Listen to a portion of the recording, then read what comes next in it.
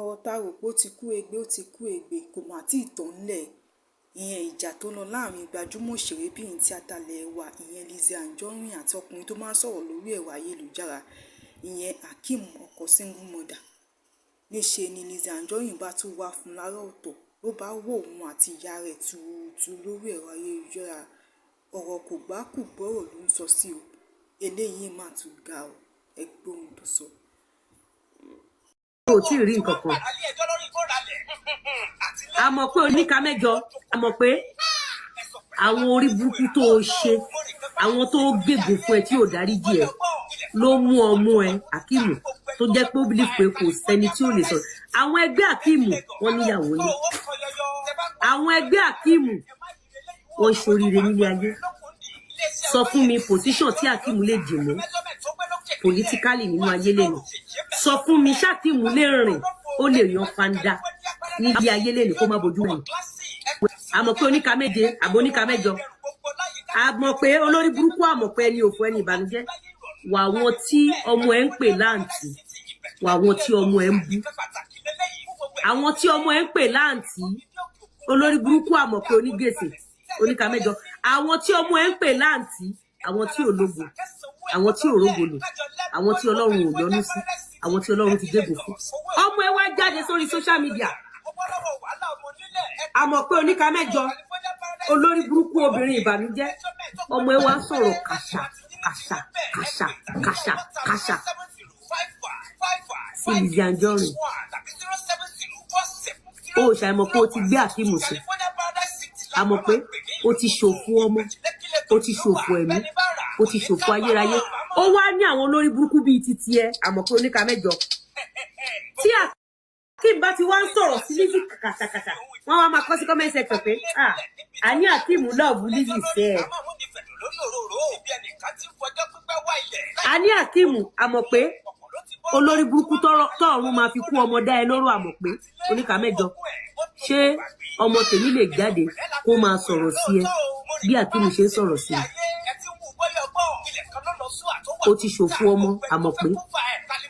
Jẹ́ kí n sọ nǹkan kan fún ẹ, sórí ilé ayé yìí ibi tí ẹ̀rù Ọlọ́run ti bá èmi máa sọ fún ẹ.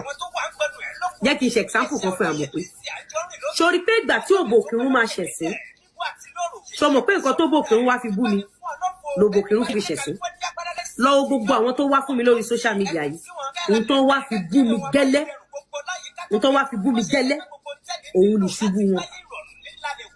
A mọ̀ pé ìgbà tó máa dùn ẹ́ tí ò ní lè bú omi, tí ò ní lè mú nǹkan kan mọ́, ìgbà yẹn lọ́run máa fi kú ọmọ dá ẹ lóró. Ọmọ tí ò tó ẹ á wá sọ̀rọ̀ sí ẹ pé ṣé òun lòún pa Hakeem wọn lójú. Wàá wá mọ impact Hakeem. Aburú tí Hakeem olórí burúkú bẹ́ fúrọ̀, aburú tó ń ṣe, wàá ṣẹ̀ṣẹ̀ wá mọ impact ẹ̀. A mọ̀ pé oníka mẹ́jọ olórí burúkú onígbèsè tó o bá mọ bí èpè ṣe máa ń ṣiṣẹ́. Kí Hakeem kúkú tójú ẹ kú, ó sàn ju aburú tí Hakeem wà yẹn lórí lọ.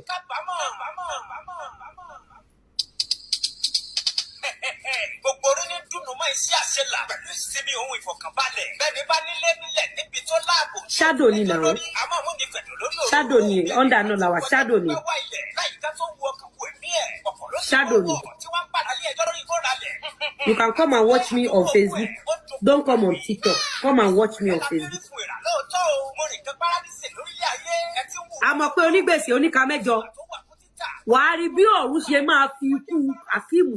Sórí gbogbo bá Hakeem ṣe máa sọ̀rọ̀ sáwọn èèyàn kàṣàkàṣà yẹn, wọ́n sì ń bọ̀ wá fi ọjọ́ alẹ́ ẹ̀ ráre times 100 lọ kọ sílẹ̀. Lọ kọ sílẹ̀. A mọ̀ pé onígbèsè olè amúrọ̀bà. Sórí gbogbo nǹkan tí Hakeem bẹ́ fúnra ṣe yẹn, ó sì ń bọ̀ wá bá ẹ ní lọ́pọ̀lọpọ̀. Jẹ́ kí n sọ àṣírí kan fún ẹ. Ní 2016, mo gbé fíìmù lọ sí London, Manchester, America. Sórí gbogbo ìgbà táwa ń gbé fíìmù kiri yẹn, Ìyábọ̀ Òjó ò tí ní fíìsà. Débi kó. Ọ̀rọ̀ lẹ tún gbọ́ lẹ́nu Lizzy Anjorin yẹn o.